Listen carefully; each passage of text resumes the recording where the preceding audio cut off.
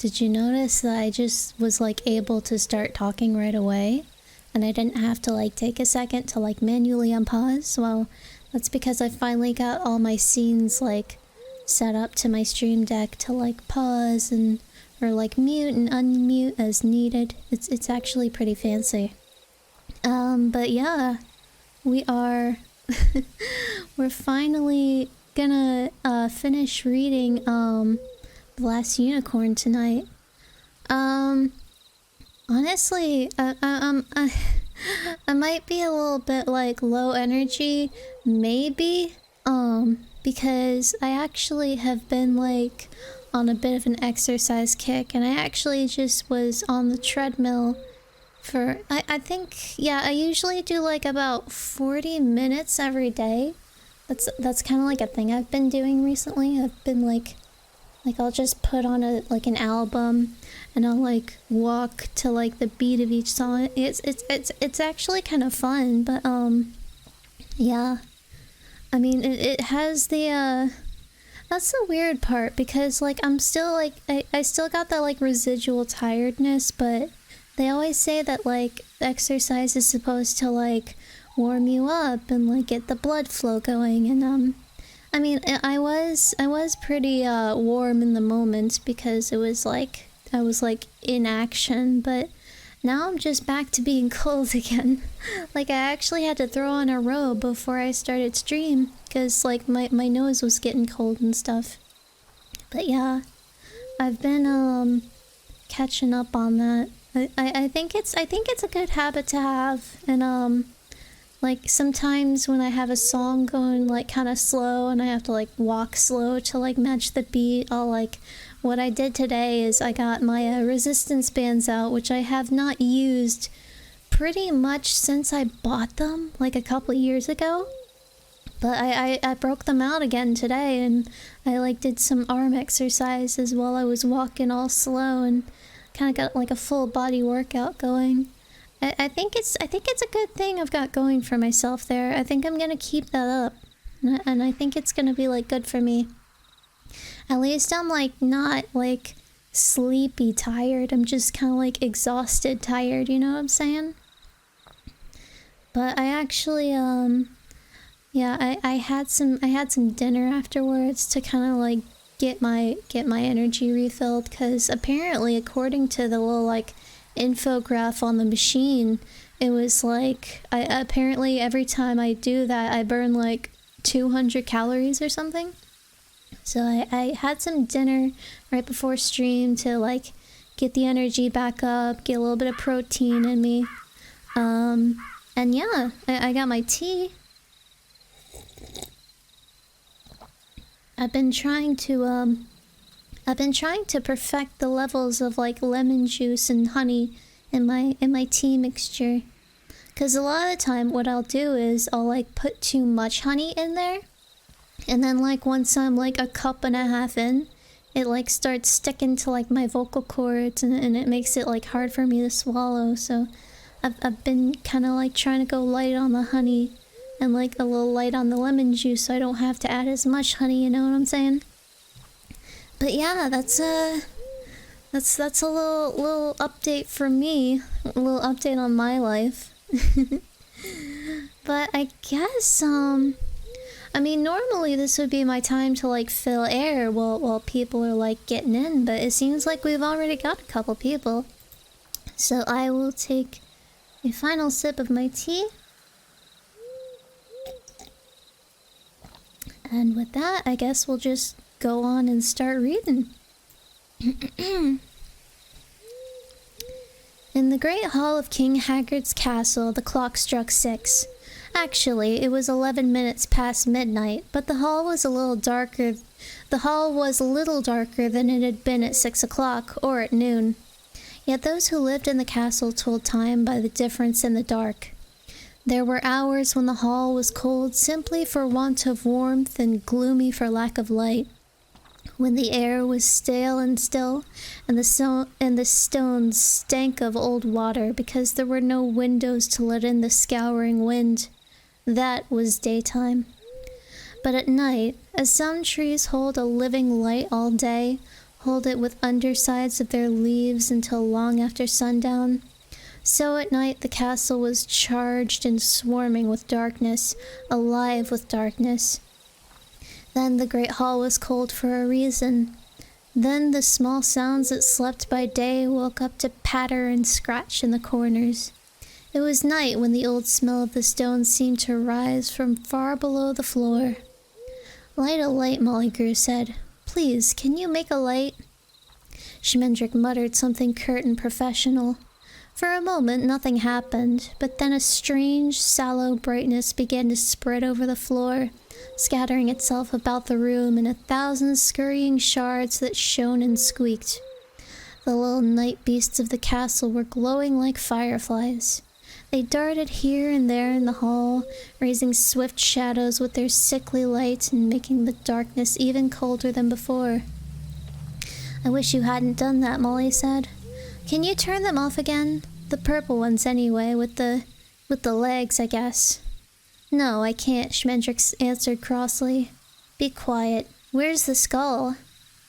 The Lady Amalthea could see it grinning from a pillar, lemon small in the shadows and dim as the morning moon, but she said nothing.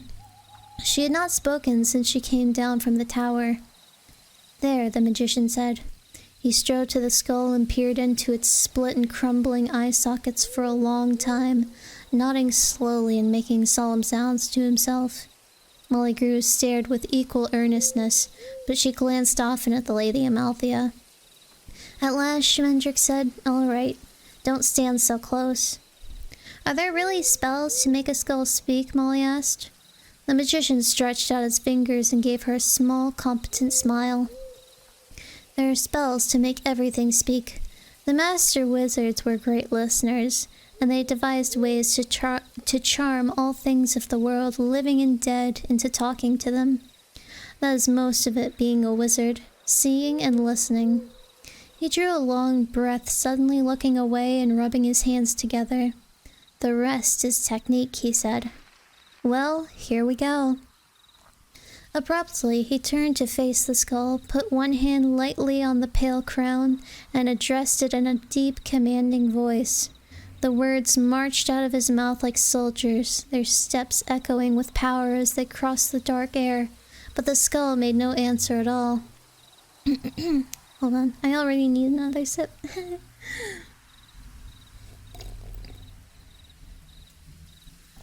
Like I said, I think my speaking abilities have kind of like regressed from the Thanksgiving break, but I'm trying. "I just wondered," the magician said softly. He lifted his hand from the skull and spoke to it again. This time the sound of the spell was reasonable and cajoling, almost plaintive. The skull remained silent, but it seemed to Molly that the wakefulness slipped across the faceless front and was gone again. In the scuttling light of the radiant vermin, the Lady Amalthea's hair shone like a flower, appearing neither interested nor indifferent, but quiet in a way that the battlefield is sometimes quiet.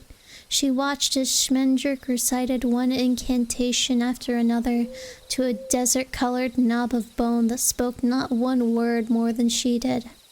Each charm was uttered in a more despairing tone than the last, but the skull would not speak. And yet Molly Grew was certain that it was aware and listening, and amused. She knew the silence of mockery too well to mistake it for death. The clock struck 29. At least it was at that point that Molly lost count.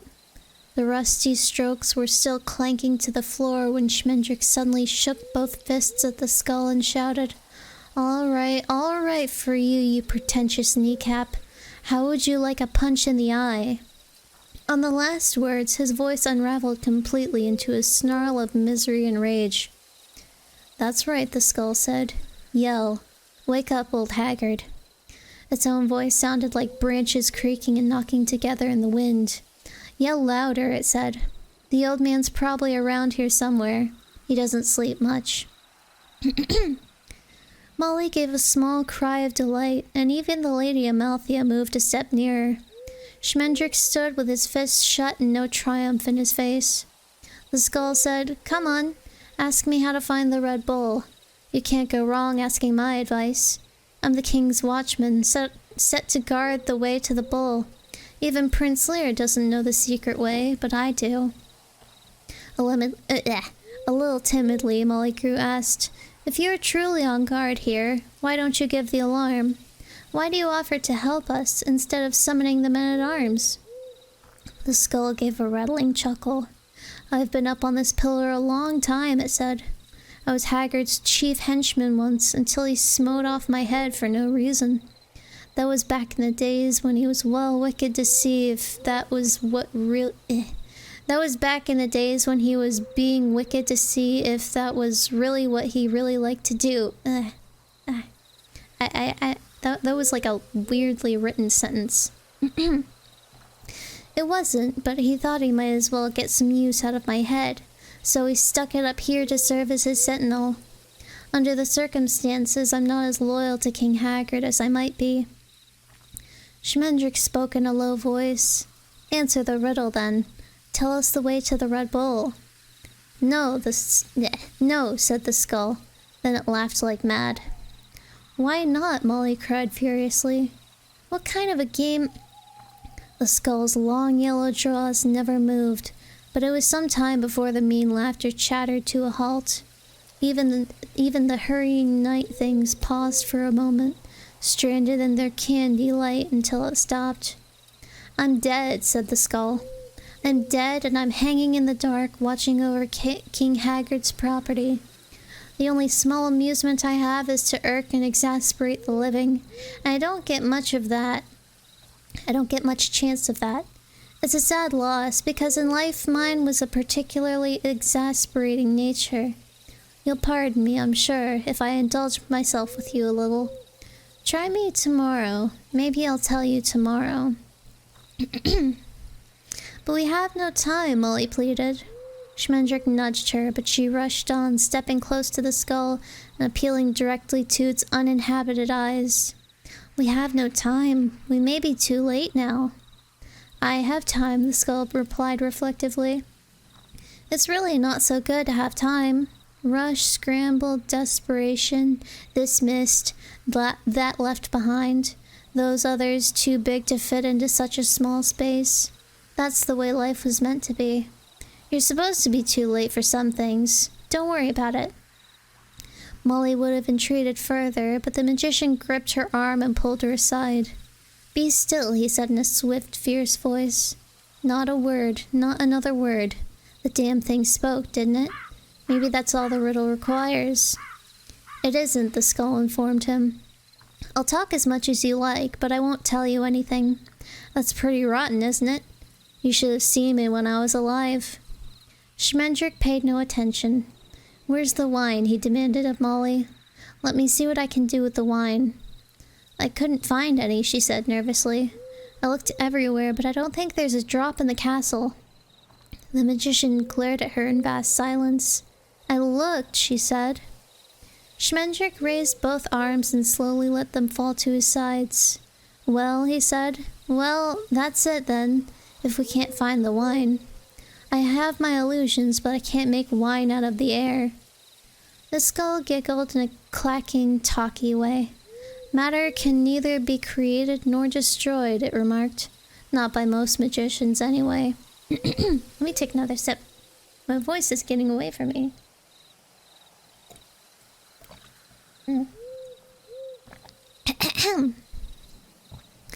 From a fold of her dress, Molly produced a small flask that gleamed faintly in the darkness. She said, "I thought if you had some water to start with." Schmendrick and the skull gave her very much the same look. "Well, it's been done," she said loudly. "It's not as though you'd have to make up something new. I'd never ask that of you." Hearing herself, she looked sideways at the Lady Amalthea. But Schmendrick took the flask from her hand and studied it thoughtfully, turning it over and murmuring curious, fragile words to himself. Finally, he said, "Why not? As you say, it's a standard trick. There was quite a vogue for it at one time, I remember, but it's really a bit dated these days." He moved one hand slowly over the flask, weaving a word into the air. "What are you doing?" the skull asked eagerly. Hey, do it closer. Do it over here. I can't see a thing. The magician turned away, holding the flask to his breast and bowing over it. He began a whispery chant that made Molly think of the sounds that a dead fire continues to make long after the last coal is faded. You understand, he said, interrupting himself. It won't be anything special. Vin ordinaire, if that. Molly nodded solemnly. Schmendrick said, and it's usually too sweet. And how I'm supposed to get it to drink itself, I haven't the faintest idea. He took up the incantation again, even more softly, while the skull complained bitterly that he couldn't see or hear anything. Molly said something quiet and hopeful to the Lady Amalthea, who neither looked at her nor replied. The chant stopped abruptly, and Schmendrick raised the flask to his lips. He sniffed it at first, muttering, "Weak, weak, hardly any bouquet at all. Nobody ever made good wine by magic." Then he tilted it to drink, then shook it, then stared at it, and then with a small, horrible smile, turned it over. Nothing ran out, nothing at all. "That's done it," Schmendrick said almost cheerfully. He touched a dry tongue to his dry lips and repeated, "That's done it, that has finally done it." Still smiling, he lifted the flask again to hurl it across the hall. "No, wait, hey, don't!" The skull's clattering voice protested so wildly that Schmendrick halted before the flask left his hand. He and Molly turned together to regard the skull, which, so great was its anguish, had actually begun to wriggle where it hung, cracking its weathered occiput hard against the pillar as it strove to free itself. "Don't do that," it wailed. "You people must be crazy throwing away wine like that. Give it to me if you don't want it, but don't throw it away." It rocked and lurched on the pillar, whimpering. A dreamy, wondering look crossed Schmendrick's face, rather like a rain cloud drifting over dry country. God, my voice is like getting away from me so quick today. Slowly, he asked, "And what use have you for wine with no tongue to taste it, no ribby palate to savor it, no gullet to gulp it down? 50 years dead, can it be that you still remember, still desire?" 50 years dead, what else can I do? The skull had ceased its grotesque twitching, but frustration had made its voice almost human. "I remember," it said. "I remember more than wine. Give me a swallow, that's all. Give me a sip, and I'll taste it as you never will, with all your runny flesh, all your buds and organs. I've had time to think. I know what wine is like. Give it to me." Schmendrick shook his head, grinning. He said, "Eloquent, but I've been feeling a bit spiteful myself lately." For a third time, he lifted the empty flask, and the skull groaned in mortal misery. Out of pity, Molly Grew began to say, "But it isn't—" But the magician stepped on her foot. "Of course," he mused aloud. "If you should happen to remember the entrance to the Red Bull's cavern as well as you remember wine, we might bargain yet." He twiddled the flask casually between two fingers. "Done," the skull cried instantly. "Done for a dram, but give it to me now. I'm more thirsty with thinking of wine than I ever was in life, when I had a throat to be dry. Only give me a single swig now, and I'll tell you everything you want to know." The rusted jaws were beginning to grind sideways on each other. The skull's slaty teeth were trembling and splitting. "Give it to him," Molly whispered to Schmendrick. She was terrified that the naked eye sockets might start to fill up with tears, but Schmendrick shook his head again. "I will give it all to you," he said to the skull, "after you tell us how we may find the bowl." The skull sighed but never hesitated. "The way is through the clock," it said. "You simply walk through the clock and there you are. Now can I have the wine?" Through the clock, the magician turned to peer into a far corner of the great hall where the clock stood. It was tall and black and thin, the sundown shadow of a clock. The glass over its face was broken and the hour hand was gone.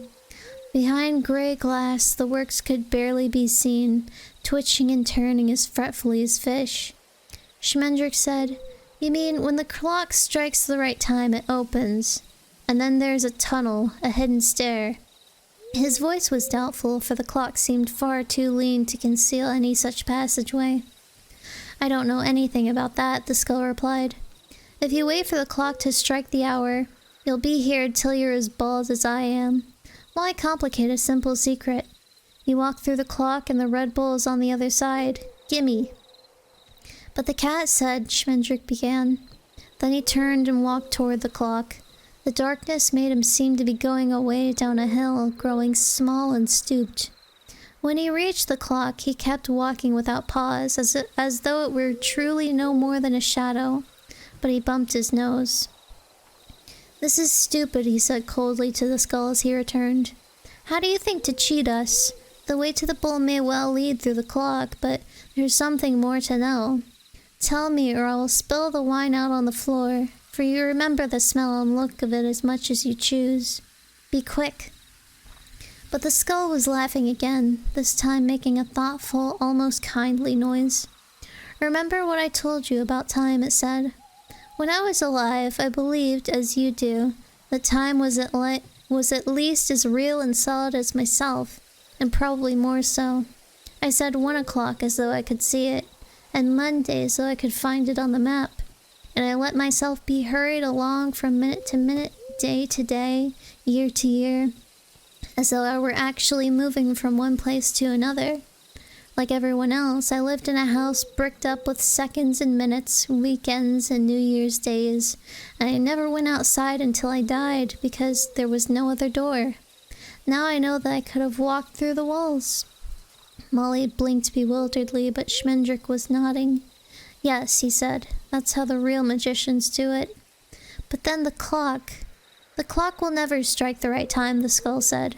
Haggard scrambled the works long ago, one day when he was trying to grab hold of time as it swung by. But the important tiling is for you to understand that it doesn't matter whether the clock strikes 10 next, or 7, or 15 o'clock. You can strike your own time and start the count anywhere.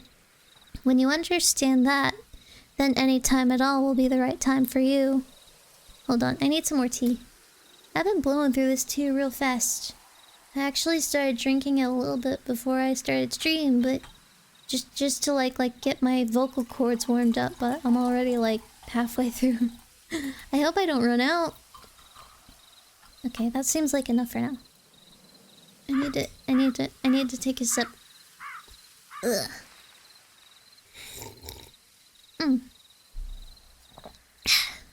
Finally. At that moment, the clock struck 4.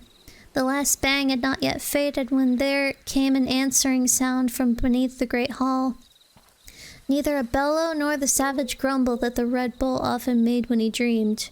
It was a low, inquiring sound, as though the Red Bull had awakened, sensing something new in the night.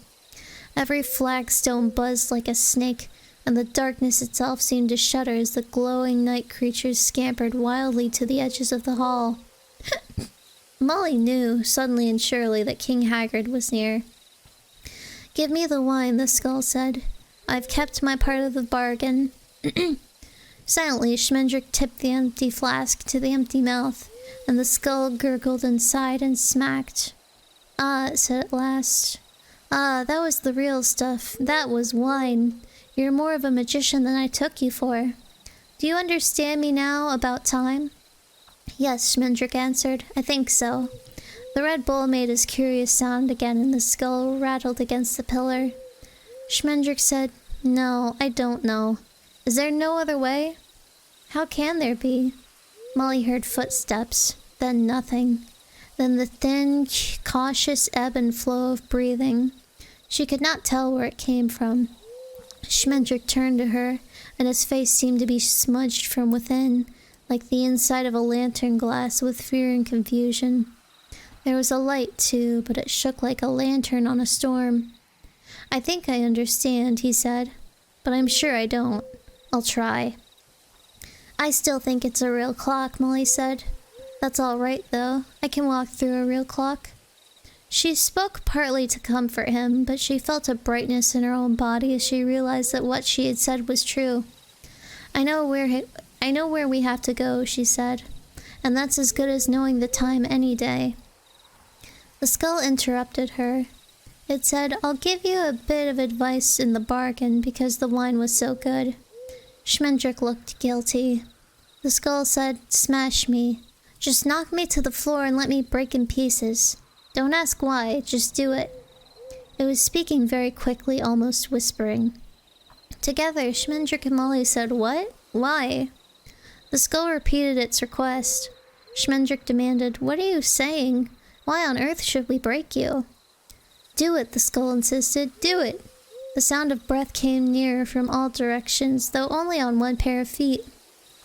No, Schmendrick said, you're crazy. He turned his back and started a second time toward the gaunt, dark clock. Molly took the Lady Amalthea by her cold hand and followed him, trailing the white girl like a kite. All right, the skull said sadly. I warned you. In a terrible voice, a voice like hail on iron, it began at once to cry. Help ho, the king, guards, to me. Here are burglars, bandits, moss troopers, kidnappers, housebreakers, murderers, character assassins, plagiarists. King Haggard! Oh, King Haggard! Now over their heads and all around them, feet came clattering, and they heard the whistling voices of the aged men-at-arms calling as they ran. No torches flared, for no light could be struck in the castle unless the king himself ordered it, and Haggard was yet silent.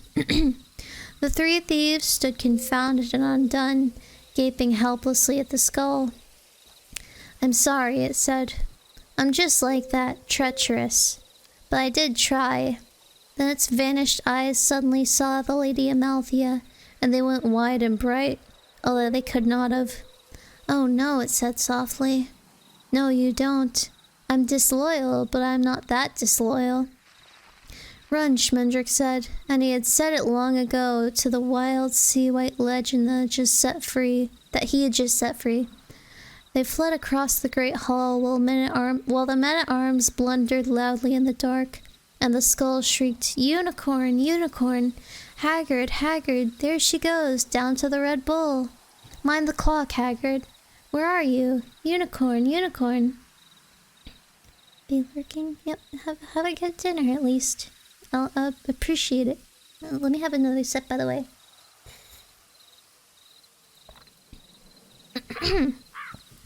Then the king's voice rustling savagely through the uproar. Fool, traitor, it was you who told her. His quick, secret footsteps sounded close by, and Schmendrick set himself to turn and fight. But there came a grunt, and a crack, and a scraping noise, and then the bouncing crunch of an old bone on old stone. The magician ran on. When they stood before the clock, there was little grace either for doubting or understanding. The men-at-arms were in the hall now, and their clashing steps sent echoes booming back and forth between the walls, while King Haggard hissed and cursed them on. The Lady Amalthea never hesitated. She entered the clock and vanished as the moon passes behind the clouds, hidden by them, but not in them, thousands of miles alone. Let me take another sip. As though she were a dryad, Molly thought madly, and time were her tree. Through the dim, speckled glass, Molly could see the weights and the pendulum and the canker chimes, all swaying and burning as she stared. There was no door beyond through which the Lady Amalthea might have gone. There was only the rusty avenue of the works leading her eyes away into rain. The weights drifted from side to side like seaweed. King Haggard was shouting, "Stop them! Smash the clock!" Molly started to turn her head, meaning to tell Schmendrick that she thought she knew what the skull had meant. But the magician had disappeared, and so had the great hall of King Haggard. The clock was gone too, and she was standing beside the Lady Amalthea in a cold place. The king's voice came to her from very far away, not so much heard as remembered. She went on turning her head and found herself looking into the face of Prince Lear. Behind him there fell a bright mist, shivering like the sides of a fish, and bearing no resemblance at all to the corroded clockwork. Schmendrick was nowhere to be seen. Prince Lear bent his head gravely to Molly, but it was the Lady Amalthea that he spoke to first. "And you would have gone without me," he said. "You haven't been listening at all." She answered him then when she had not spoken to Molly or the magician. In a low, clear voice she said, "I would have come back. I do not know why I am here or who I am, but I would have come back." "No," said the prince, "you would never have come back." Before he could say anything more, Molly broke in, much to her own surprise, crying, "Never mind all that. Where's Schmendrick?" The two strangers looked at her in courteous wonder that anyone else in the world should be able to speak, and she felt herself shake once from head to heels. "Where is he?" she demanded. "I'll go back myself if you won't," and she turned round again. He came out of the mist, walking with his head down, as though he were leaning against a strong wind. He was holding a hand to his temple, and when he took it away, the blood came softly down. "It's all right," he said when he saw that the blood was falling on Molly Grew's hands. "It's all right, it's not that deep. I couldn't get through until it happened." He bowed shakily to Prince Lear. "I thought it was you who went by me in the dark," he said. "Tell me, how do you pass through the clock so easily? The skull said you didn't know the way." The prince looked puzzled. "What way?" he asked. "What was there to know? I saw where she had gone, and I followed." Schmendrick's sudden laugh rubbed itself raw against the snaggy walls that came swimming in on them, as their eyes grew familiar with this new darkness. "Of course," he said, "some things have their own time by nature." He laughed again, shaking his head, and the blood flew. Molly tore a piece out of her dress. "Those poor old men," the magician said. "They didn't want to hurt me, and I wouldn't have hurt them if I could. We dodged around and around, apologizing to each other, and Haggard was yelling, and I kept bumping into the clock. I knew that it wasn't a real clock, but it felt real, and I worried about it. Then King Haggard came up with his sword and hit me." He closed his eyes as Molly bowed his head. "Haggard," he said. "I was getting to like him. I still do. He looked so frightened." The dim, removed voices of the king and his men seemed to be growing louder. "I don't understand," Prince Lear said. "Why was he frightened, my father? Why did he—" But just then, from the far side of the clock, they heard a wordless squall of triumph and the beginning of a great crash. The shimmering haze vanished immediately, and black silence caved in on them all. "Haggard has destroyed the clock," Schmendrick said presently. "Now there is no way back, and no way out but the bull's way."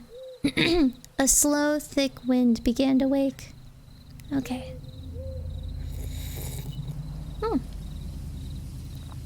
Man, I should probably take this slower. We only got 2 chapters left, and we're only like half an hour in. For some reason, I thought I was gonna be just as long as the last time. So I was kind of trying to, like, hurry it up, but maybe I shouldn't. Alright. I've already gone through all my tea. I mean, I still have the cup, but the teapot's gone. Or the teapot's empty.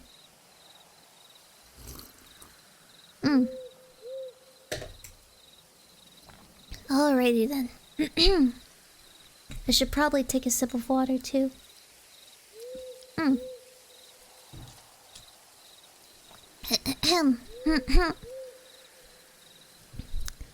The way was wide enough for all of them to walk abreast, but they went one by one. The Lady Amalthea walked in front by her own choosing.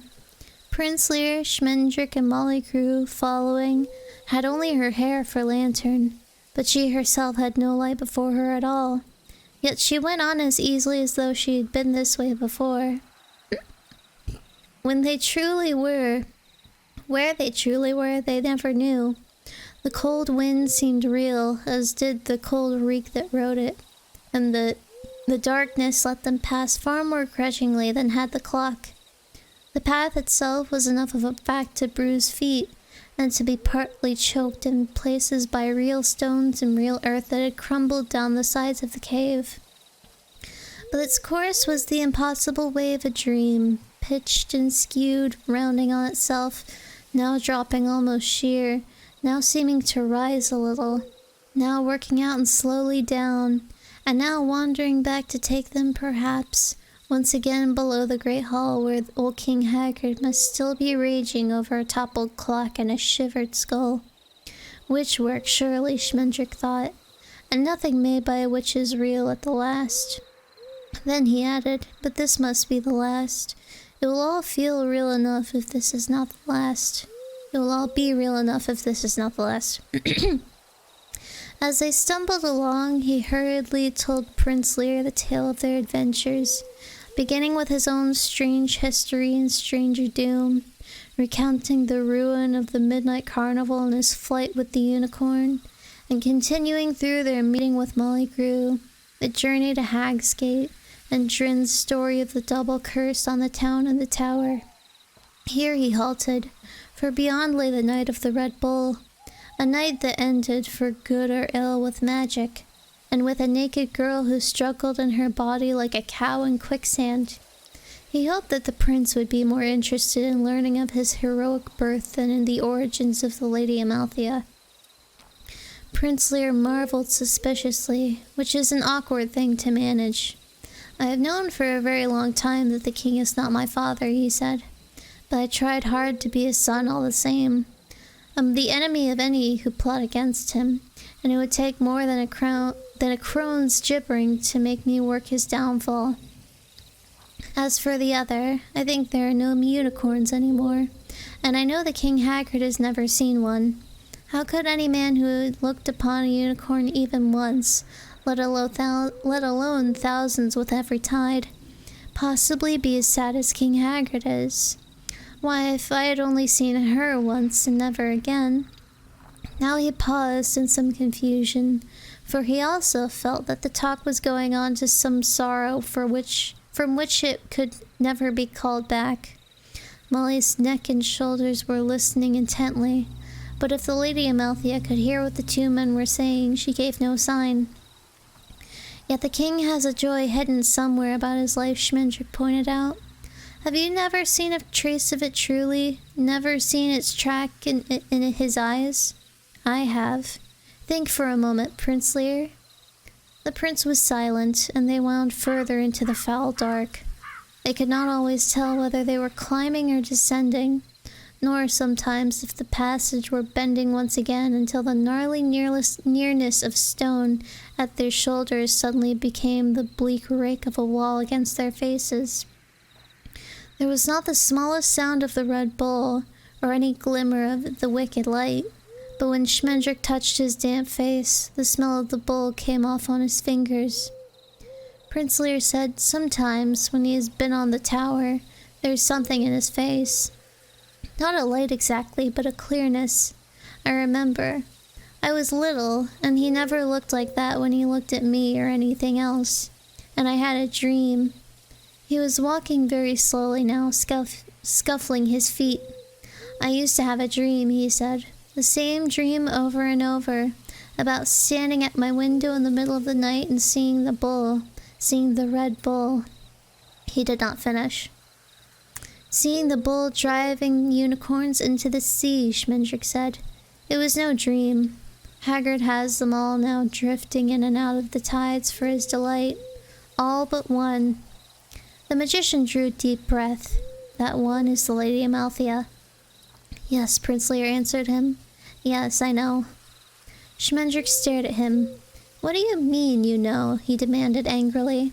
How could you possibly know that the Lady Amalthea is a unicorn? She can't have told you because she doesn't remember it herself. Since you took her fancy, she's thought only of being a mortal woman. He knew quite well that the truth was the other way around, but it made no difference to him just then. How do you know? He asked again. Prince Lear stopped walking and turned to face him. It was too dark for Schmendrick to see anything but the cool, milky shining where his wide eyes were. I did not know what she was until now, he said. But I knew for the first time I saw her that she was something more than I could see.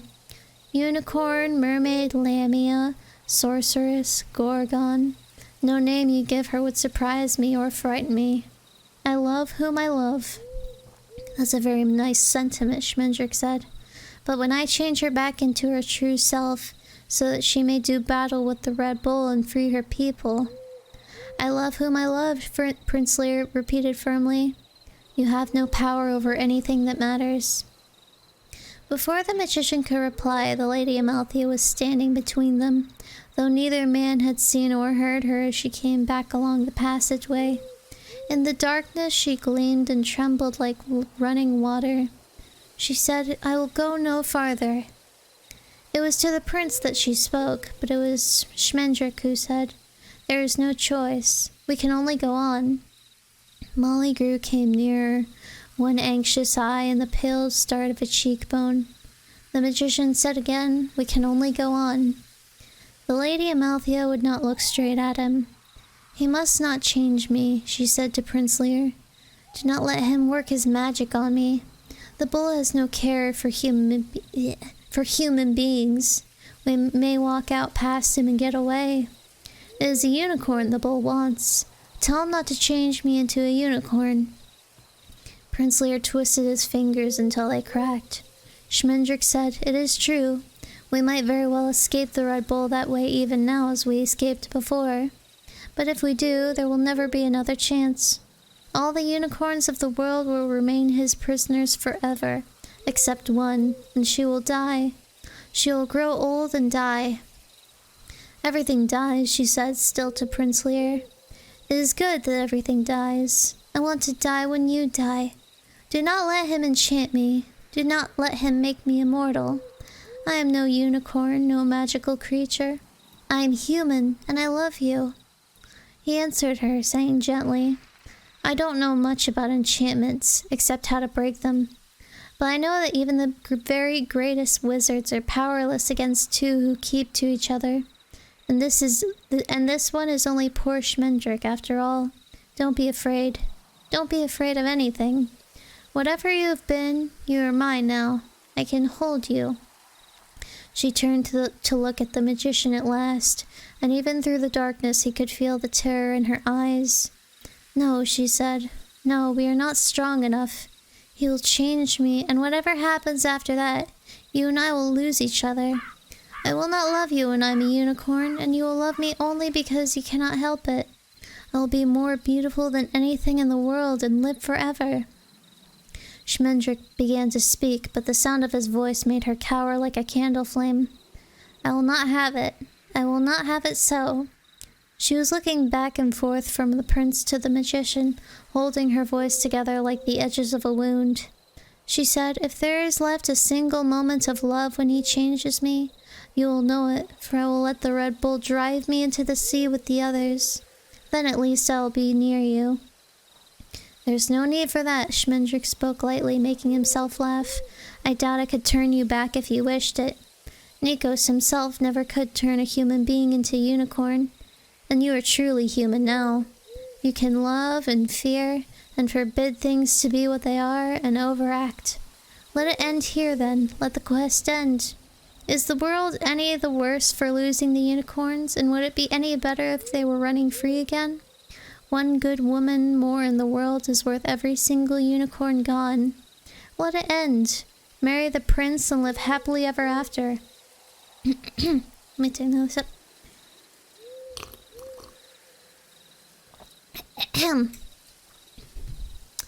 The passageway seemed to be growing lighter, and Schmendrick imagined the Red Bull stealing toward them, grotesquely cautious, setting his hoofs down as primely as a heron. The thin glimmer of Molly Grew's cheekbone went out as she turned her face away. Yes, said the Lady Amalthea, that is my wish. But at the same moment, Prince Lear said, No. The word escaped him as suddenly as a sneeze, emerging in a questioning squeak, the voice of a silly young man mortally embarrassed by a rich and terrible gift. No, he repeated, and this time the word told in another voice, a king's voice. Not haggard, but a king whose grief was not for what he did not have, but for what he could not give. My lady, he said, I am a hero. It is a trade no more like weaving or brewing, and like them it has its own tricks and knacks and small arts. There are ways of perceiving witches, and of knowing poison streams. There are certain weak spots that all dragons have, and certain riddles that hooded strangers tend to set you. But the true secret of being a hero lies in knowing the order of things. The swineherd cannot already be wed to the princess when he embarks on his adventures, nor can the boy knock at the witch's door when she is away on vacation. The wicked uncle cannot be found out and foiled before he does something wicked. Things must happen when it is time for them to happen. Quests may not simply be abandoned. Prophecies may not be left to rot like unpicked fruit. Unicorns may go unrescued for a long time, but not forever. The happy ending cannot come in the middle of the story. The Lady Amalthea did not answer him. Schmendrick asked, Why not? Who says so? Heroes, Prince Lear replied sadly. Heroes know about order, about happy endings. Heroes know that some things are better than others. Carpenters know grains and shingles and straight lines. He put his hands out to the Lady Amalthea and took one step toward her. She did not draw back from him, nor turn her face. Indeed, she lifted her head higher, and it was the prince who looked away. You were the one who taught me, he said. I never looked at you without seeing the sweetness of the way the world goes together, or without sorrow for its spoiling. I became a hero to serve you, and all that is like you. Also to find some way of starting a conversation. But the Lady Amalthea spoke no word to him. Pale as lime, the brightness was rising in the cavern. They could see one another clearly now, each gone tallowy and strange with fear. Even the beauty of the Lady Amalthea drained away under that dull, hungry light. She looked more immortal than any of the other three. The bull is coming, Prince Lear said. He turned and set off down the passageway, taking the bold, eager strides of a hero. The Lady Amalthea followed him, walking as lightly and proudly as princesses are taught to try and walk. Molly Crew stayed close to the magician, taking his hand as she had been used to touch the unicorn when she was lonely. I kind of like... I paused halfway and I was like, did I read that wrong? And I was like, no. Alright. He smiled down at her, looking quite pleased with himself. Molly said, let her stay the way she is. Let her be. Tell that to Lear, he replied cheerfully. Was it I who said that order is all? Was it I who said that she must challenge the Red Bull because it will be more proper and precise that way? I have no concern for regulated rescues and official happy endings. That's Lear. But you made him do it, she said. You know that all he wants in the world is to have her give up her quest and stay with him. And he would have done it, but you reminded him that he is a hero, and now he has to do what heroes do. He loves her, and you tricked him. I never, Schmendrick said. Be quiet, he'll hear you. God, my voice is going out so fast.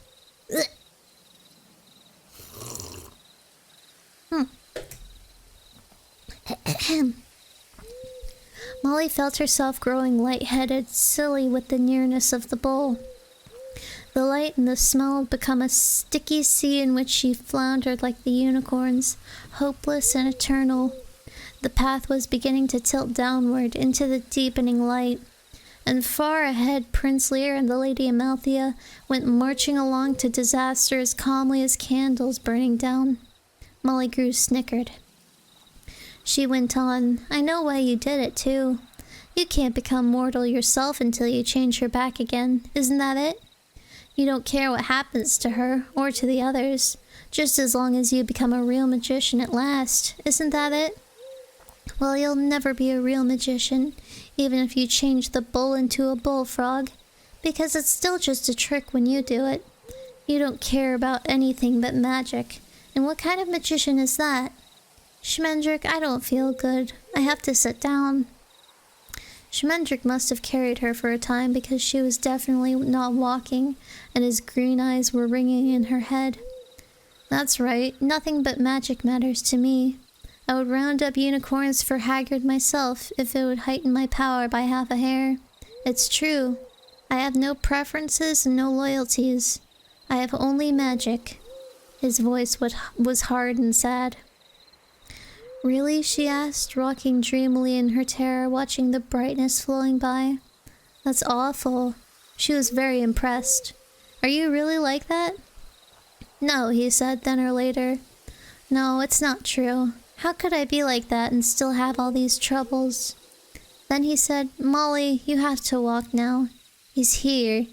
He's there. He's there. Molly saw the horns first. The light made her cover her face, but the pale horns struck bitterly through hands and eyelids to the back of her mind. She saw Prince Lear and the Lady Amalthea standing before the horns, while the fire flourished on the walls of the cavern and soared up into the roofless dark. Prince Lear had drawn his sword, but it blazed up in his hand, and he let it fall, and it broke like ice. The Red Bull stamped his foot, and everyone fell down. Schmendrick had thought to find the bull waiting in his lair, or in some wide place with room enough to do battle. But he had come silently up the passageway to meet them, and now he stood across their sight, not only from one burning wall to the other, but somehow in the walls themselves, and beyond them, bending away forever. Yet he was no mirage, but the Red Bull still, steaming and snuffling, shaking his blind head. His jaws champed over his breath with a terrible wallowing sound. Now is the time, whether I work ruin or great good. This is the end of it. The magician rose slowly to his feet, ignoring the bull, listening only to his cupped self as if to a seashell. But no power stirred or spoke in him. He could hear nothing but the far, thin howling of emptiness against his ear, as old King Haggard must have heard it waking and sleeping, and never another sound. It will not come to me. Nikos was wrong. I am what I seem. The Lady Amalthea had stepped back a pace from the bull, but no more, and she was regarding him quietly as he pawed with his front feet and snorted great rumbling, rainy blasts out of his vast nostrils. He seemed puzzled about her and almost foolish. He did not roar. The Lady Amalthea stood in his freezing light with her head tipped back to see all of him. Without turning her head, she put her hand out to find Prince Lear's hand. Did I? I feel like I said head instead of hand. Whoopsies. Good. There's nothing I can do, and I'm glad of it. The bull will let her by, and she will go away with Lear. It is as right as anything. I am only sorry about the unicorns. The prince had not yet noticed her offered hand, but in a moment he would turn and see, and touch her for the first time. He will never know what she has given to him, but neither will she. The Red Bull lowered his head and charged. He came without warning, with no sound but the rip of his hoofs. And if he had chosen, he would have crushed all four of them in that one silent onslaught. But he let them scatter before him and flatten themselves into the wrinkled walls, and he went by without harming them, though he might easily have horned them out of their shallow shelters like so many periwinkles. Supple as fire, he turned where there was no room to turn, and met them again, his muzzle almost touching the ground, his neck swelling like a wave. It was then that he roared. They fled and he followed, not as swiftly as he had charged, but quickly enough to keep each one alone, friendless in the wild dark. The ground tore under their feet and they cried out, but they could not even hear themselves. Every bellow of the Red Bull broke great slides of stones and earth shuddering down on them. And still they scrambled along like broken insects, and still he came after them. Through the mad blaring they heard another sound, the deep whine of the castle itself as it strained at its roots, drumming like a flag in the wind of his wrath. and very faintly there drifted up the passageway the smell of the sea. He knows, he knows. I fooled him once that way, but not again. Woman or unicorn, he will hunt her into the sea this time, as he was bidden, and no magic of mine will turn him from it. Haggard is one. So the magician thought as they ran, all hope gone for the first time in his long, strange life.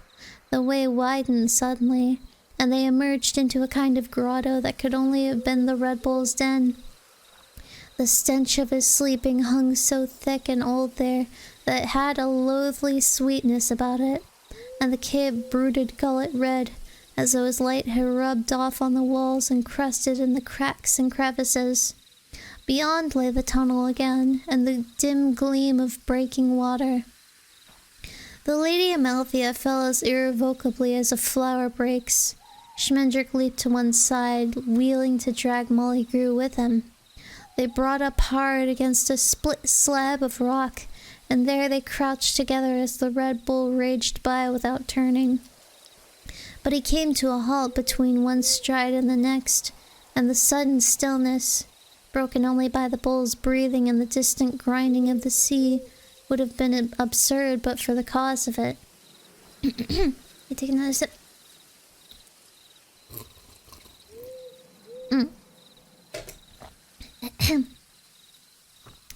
She lay on one side with one leg bent beneath her.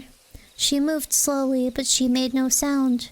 Prince Lear stood between her body and the bull, weaponless, but with his hands up as though they had still held a sword and shield.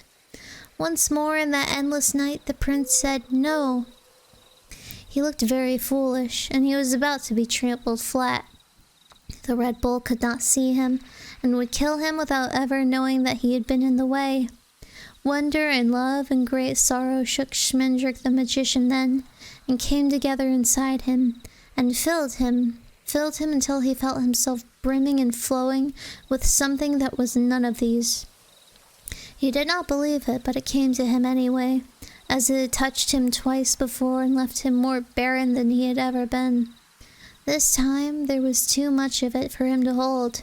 It spilled through his skin, sprang from his fingers and toes, welled up equally in his eyes and his hair and the hollows of his shoulders. There was too much to hold, too much ever to use, and still he found himself weeping with the pain of his impossible greed.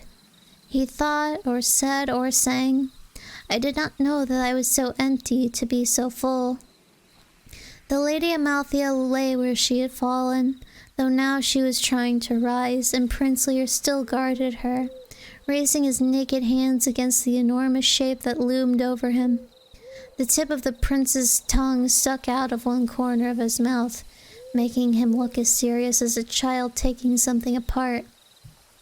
Long years later, when Schmendrick's name had become a greater name than Nikos's, and worse than Ifrit's surrendered at the sound of it, he was never to work the smallest magic without seeing Prince Lear before him, his eyes squinted up because of the brightness and his tongue sticking out. The Red Bull stamped again, and Prince Lear fell on his face and got up bleeding. The bull's rumble began, and the blind, bloated head started down, lowering like one half of the scales of doom. Lear's valiant heart hung between the pale horns, as good as dripping from their tips, himself as good as smashed and scattered, and his mouth buckled a little, but he never moved. The sound of the bull grew louder as the horns went down. Then Schmendrick stepped into the open and said a few words. They were short words, undistinguished either by melody or harshness, and Schmendrick himself could not hear them for the Red Bull's dreadful bawling. But he knew what they meant, and he knew exactly how to say them, and he knew that he could say them again when he wanted to, in the same way or in a different way. Now he spoke them gently and with joy, and as he did so he felt his immortality fall from him like armor, or like a shroud. At the first word of the spell, the Lady Amalthea gave a thin, bitter cry. She reached out again to Prince Lear, but he held his back to her, protecting her, and he did not hear. Molly grew heartsick, caught at Schmendrick's arm, but the magician spoke on. Yet even when the wonder blossomed where she had been, sea white, as boundlessly beautiful as the bull was mighty, still the Lady Amalthea clung to herself for a moment more. She was no longer there, and yet her face hovered like a breath in the cold, reeky night. It would have been better if Prince Lear had not turned until she was gone, but he turned. He saw the unicorn, and she shone in him as in a glass, but it was to the other that he called, to the castaway, to the Lady Amalthea. His voice was the end of her. She vanished when he cried her name, as though he had crowed for a day. Things happen both swiftly and slowly as they do in dreams, where it is really the same thing. The unicorn stood very still, looking at them all out of lost elsewhere eyes. She seemed even more beautiful than Schmendrick remembered, for no one can keep a unicorn in his head for long, and yet she was not as she had been, no more than he was. Molly started toward her, speaking softly and foolishly, but the unicorn gave no sign that she knew her. The marvelous horn remained dull as rain. With a roar that set the walls of his lair belling out and cracking like circus canvas, the Red Bull charged for the second time. The unicorn fled across the cave and into darkness. Prince Lear, in turning, had stepped a little to one side, and before he could wheel back again, the bull's plunging pursuit smacked him down, stunned, with his mouth open. Snack break. I mean, I could take a little bit.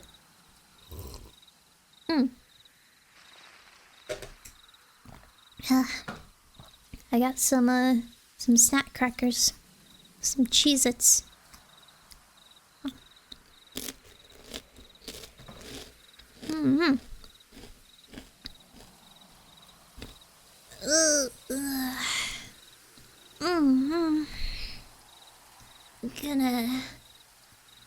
Okay. So that's done. I got my stretches in. Let me take another sip just for the road.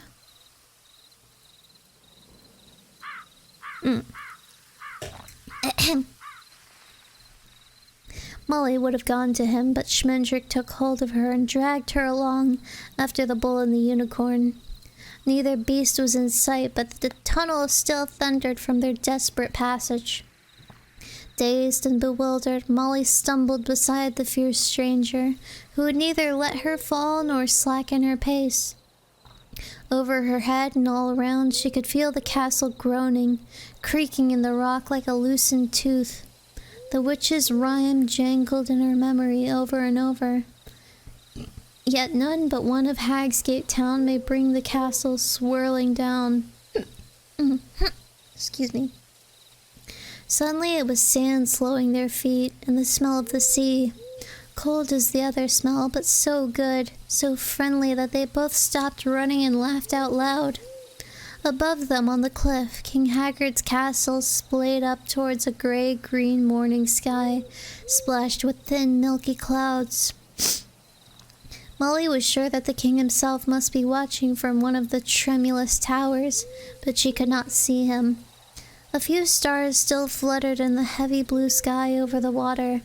The tide was out, and the bald beach had the gray, wet gleam of a stripped shellfish. But far down the strand the sea was bending like a bow, and Molly knew that the ebb had ended. The unicorn and the Red Bull stood facing each other over the arch of the bow, and the unicorn's back was to the sea. The bull moved in slowly, not charging, but pressing her almost gently towards the water, never touching her. She did not resist him. Her horn was dark and her head was down, and the bull was as much her master as he had been on the plain of Hagsgate, before she became the Lady Amalthea. It might have been that same hopeless dawn except for the sea. Yet she was not altogether beaten. She backed away until one hind foot actually stepped into the water. At that, she sprang through the sullen smolder of the Red Bull and ran away along the beach, so swift and light that the wind of her passing blew her footprints off the sand. The bull went after her. "Do something," a hoarse voice said to Schmendrick, as Molly had said it long ago. Prince Lear stood behind him, his face bloody and his eyes mad. He looked like King Haggard. "Do something," he said. "You have power. You changed her into a unicorn. Do something now to save her. I will kill you if you don't." He showed the magician his hands. "I cannot," Schmendrick answered him quietly. "Not all the magic in the world can help her now. If she will not fight him, she must go into the sea with the others. Neither magic nor murder will help her." Molly heard small waves slapping on the sand. The tide was beginning to turn. She saw no unicorns tumbling in the water, though she looked for them, willing them to be there. What if it is too late? What if they drifted out on the last ebb tide, out to the deepest sea where no ships go, because of the kraken and the sea drake, and because of the floating jungles of wrack that tangle and drown even these? She'll never find them then. Would she stay with me? "Then what is magic for?" Prince Lear demanded wildly. "What use is wizardry if it cannot save a unicorn?" He gripped the magician's shoulder hard to keep from falling. Schmendrick did not turn his head. With a touch of sad mockery in his voice, he said, "That's what heroes are for." They could not see the unicorn for the hugeness of the bull, but suddenly she doubled on her track and came flying up the beach toward them. Blind and patient as the sea, the Red Bull followed her, his hoofs gouging great ditches into the damp sand.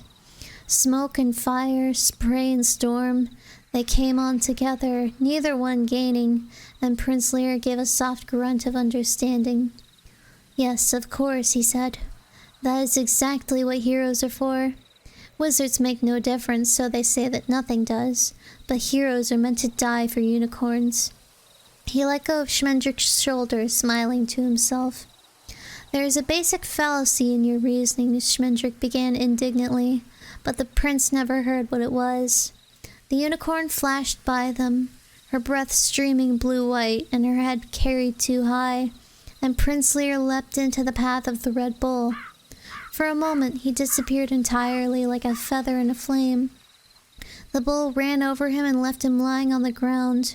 One side of his face cuddled too hard into the sand, and one leg kicked in the air 3 times before it stopped.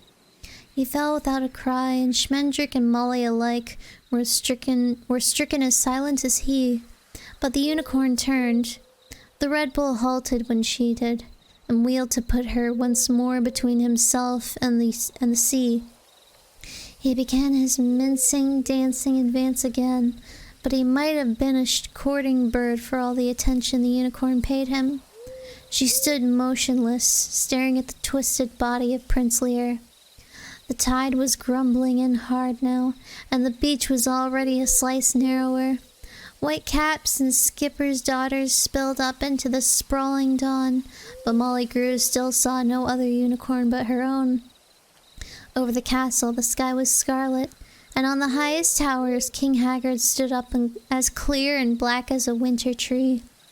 Molly could see the straight scar of his mouth, and his nails darkened as he gripped the parapet. But the castle cannot fall now. Only Lear could have made it fall.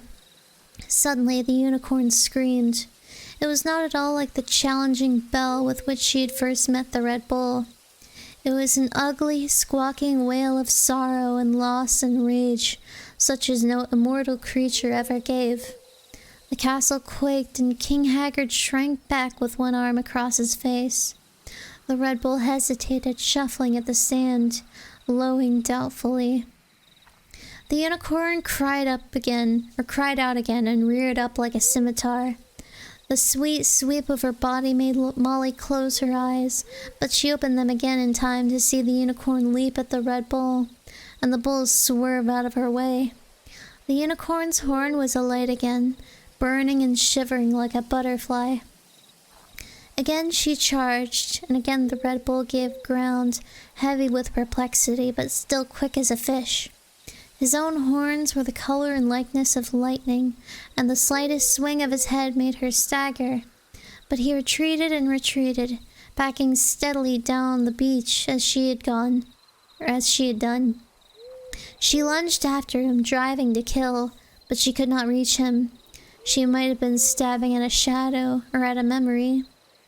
So the Red Bull fell back without giving battle, until she had stalked him to the water's edge. There he made a stand, with the surf swirling about his hoofs and the sand rushing away under them. He would neither fight nor fly, and she knew now that she could never destroy him. Still, she set herself for another charge, while he muttered wonderingly in his throat. Let me take another sip.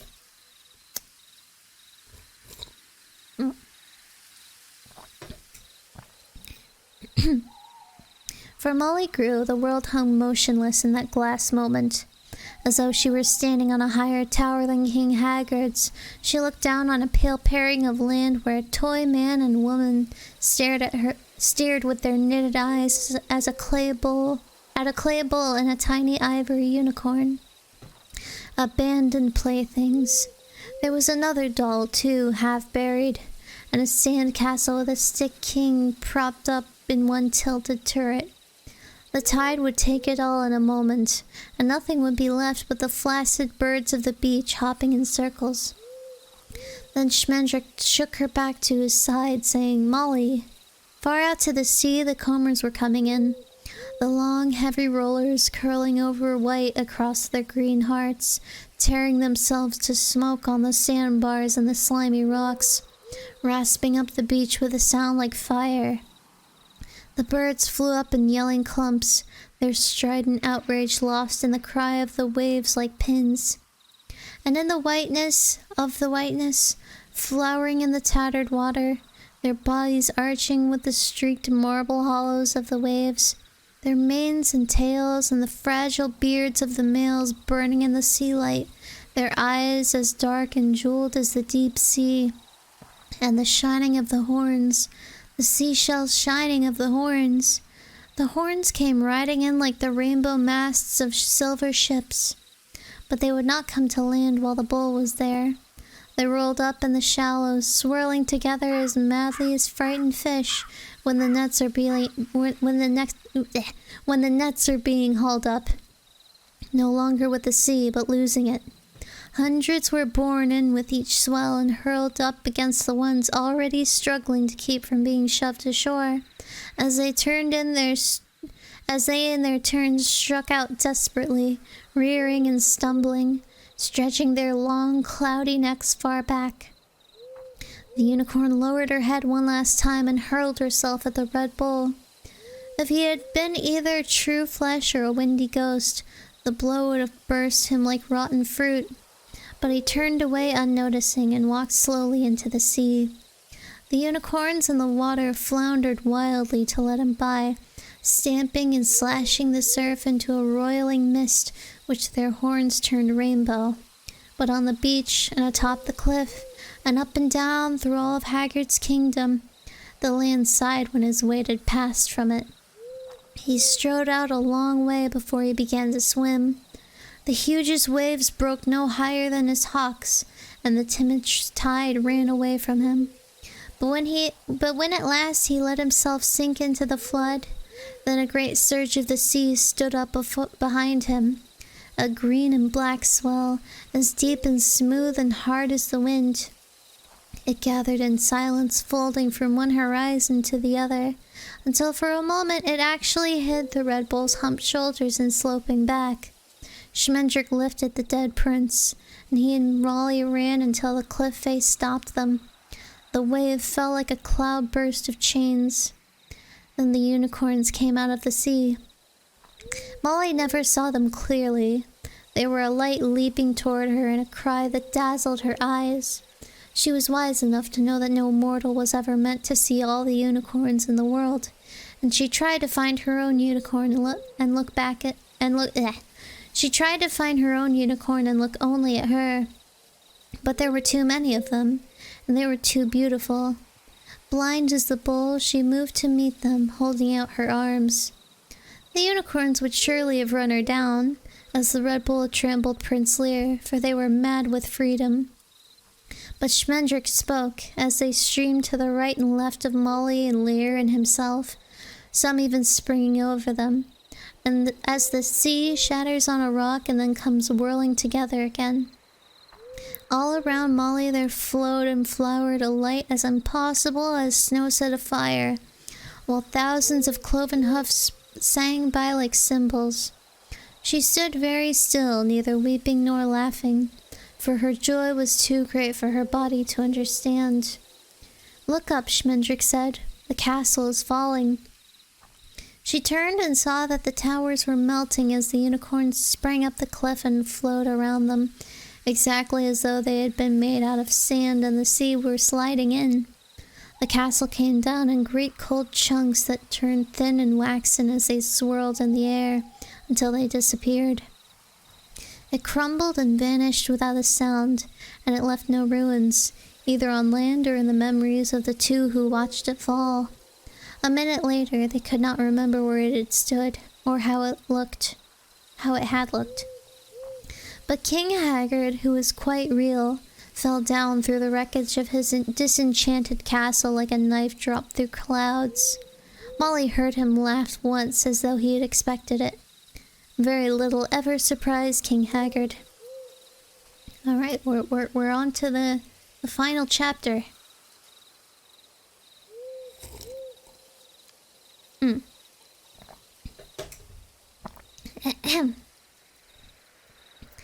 Once the sea had taken back their diamond-shaped footprints, there was no sign that they had ever been there, any more than King Haggard's castle had been.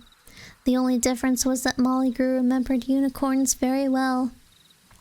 "It's good that she went without saying goodbye," she said to herself. "I would have been stupid. I'm going to be stupid in a minute anyway, but it really is better like this." Then a warmth moved over her cheek and into her hair like sunlight, and she turned and put her arms around the unicorn's neck. "Oh, you stayed," she whispered. "You stayed." She was about to be very foolish then and ask, "Will you stay?" But the unicorn slipped gently from her and moved to where Prince Lear lay with his dark blue eyes already losing their color. She stood over him as he had guarded the Lady Amalthea. "She can restore him," Schmendrick said softly. "A unicorn's horn is proof against death itself." Molly looked closely at him, as she had not done for a long time, and she saw that he had come at last to his power and his beginning. She could not say how she knew, for no wild glory burned about him, and no recognizable omens occurred in his honor just at that moment. He was Schmendrick the magician, as ever, and yet somehow it was for the first time. It was long that the unicorn stood by Prince Lear before she touched him with her horn. For all that her quest had ended joyously, there was weariness in the way she held herself, and a sadness in her beauty that Molly had never seen. It suddenly seemed to her that the unicorn's sorrow was not for Lear, but for the lost girl who could not be brought back, for the Lady Amalthea, who might have lived happily ever after with the prince. The unicorn bowed her head, and her horn glanced across Lear's chin as clumsily as a first kiss. He sat up blinking, smiling at something long ago. "Father," he said in a quick, wondering voice. "Father, I had a dream." Then he saw the unicorn, and he rose to his feet as the blood on his face began to shine and move again. He said, "I was dead." The unicorn touched him a second time, over the heart, letting her horn rest there for a little space. They were both trembling. Lear put his hands out to her like words. She said, "I remember you. I remember." "When I was dead," Prince Lear began, but she was away. Not a stone rattled down after her, not a bush tore out as she sprang up the cliff. She went as lightly as the shadow of a bird, and when she looked back with one cloven foot poised and the sunlight on her sides, with her head and neck absurdly fragile for the burden of the horn, then each of the three below called to her in pain. She turned and vanished. But Molly Grew saw their voices thump home into her like arrows. And even more than she wished the unicorn back, she wished that she had not called. Prince Lear said, as soon as I saw her, I knew that I had been dead. It was so the other time, when I looked down from my father's tower and saw her. He glanced up then and drew in his breath. It was the only sound of grief for King Haggard that any living thing ever made. Was it I, he whispered. The curse said that I would be the one to bring the castle down, but I would never have done it. He was not good to me, but it was only because I was not what he wanted. Is it my doing that he has fallen? Schmendrick replied, if you had not tried to save the unicorn, she would never have turned on the Red Bull and driven him into the sea. It was the Red Bull who made the overflow, and so set the other unicorns free, and it was they who destroyed the castle. Would you have done it otherwise, knowing this? Prince Lear shook his head, but he said nothing. Molly asked, but why did the bull run from her? Why didn't he stand and fight? There was no sign of him when they looked out to the sea, though he was surely too vast to have swum out of sight in so short a time.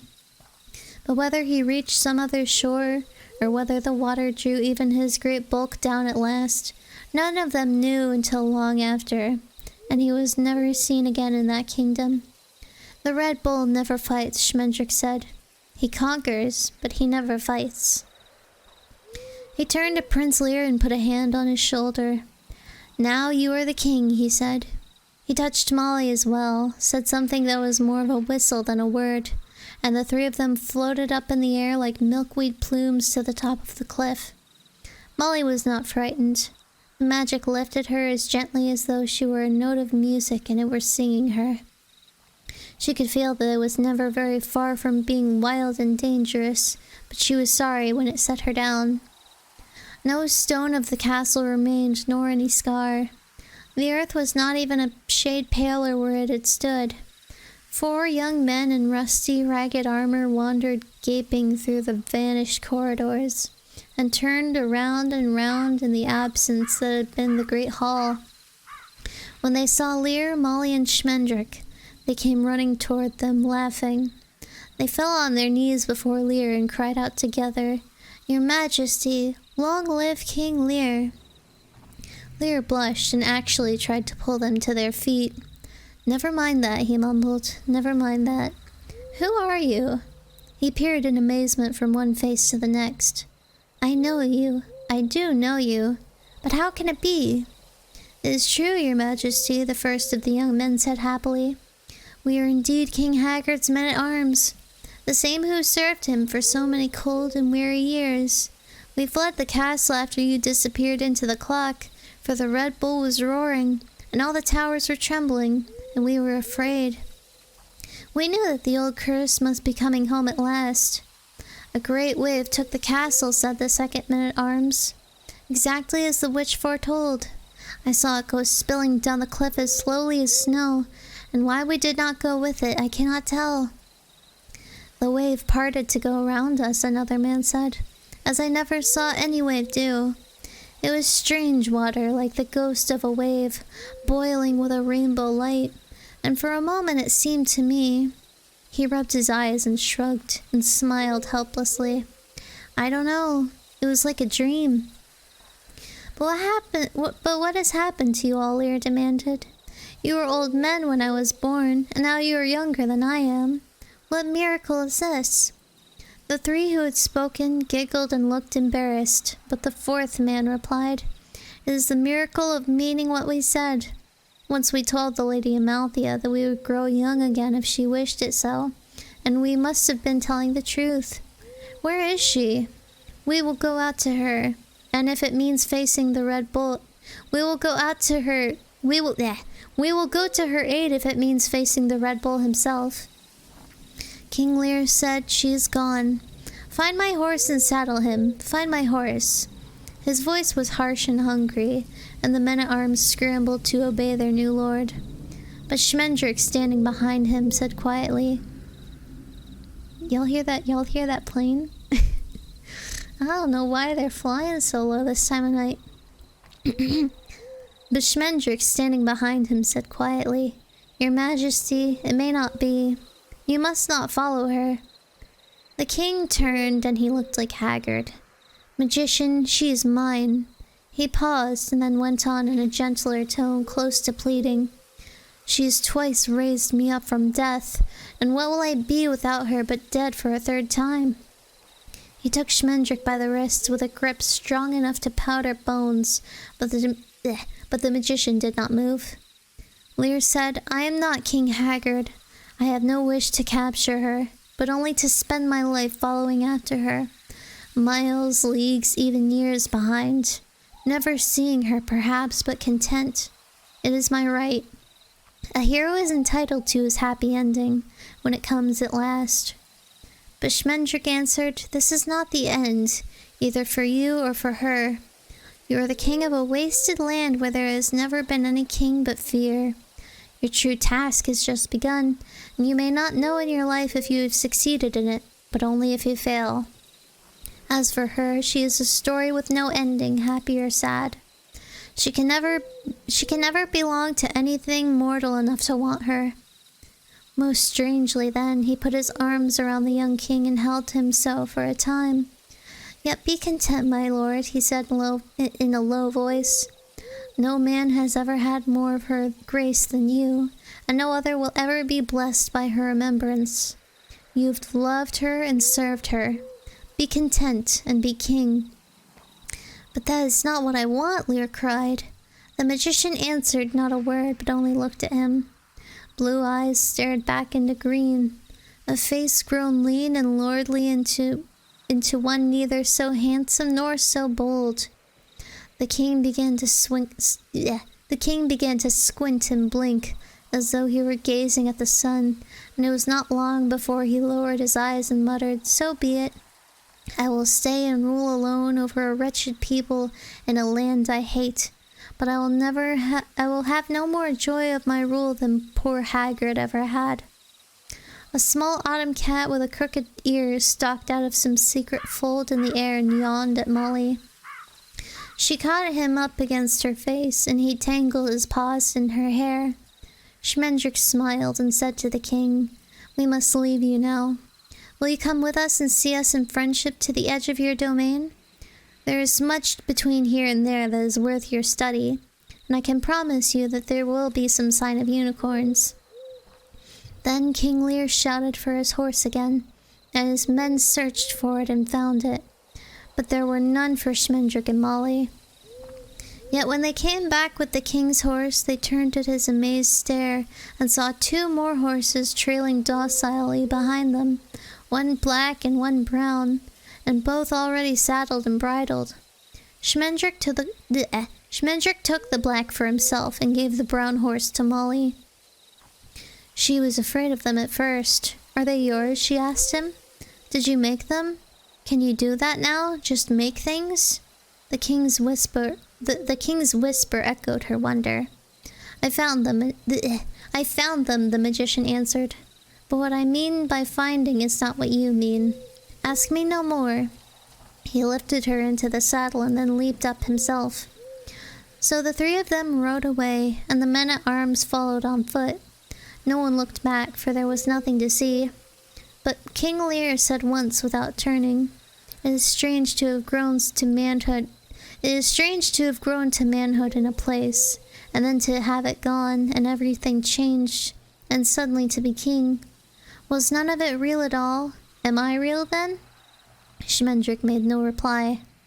King Lear wished to go swiftly, but Schmendrick held them to a leisurely pace and a roundabout road. When the king fretted for speed, he was admonished to consider his walking men, though they marvelously never tired for all the length of the journey. But Molly soon understood that the magician was delaying in order to make Lear gaze long and closely at his realm, and to her own surprise, she discovered that the land was worth the look. Let me take another sip.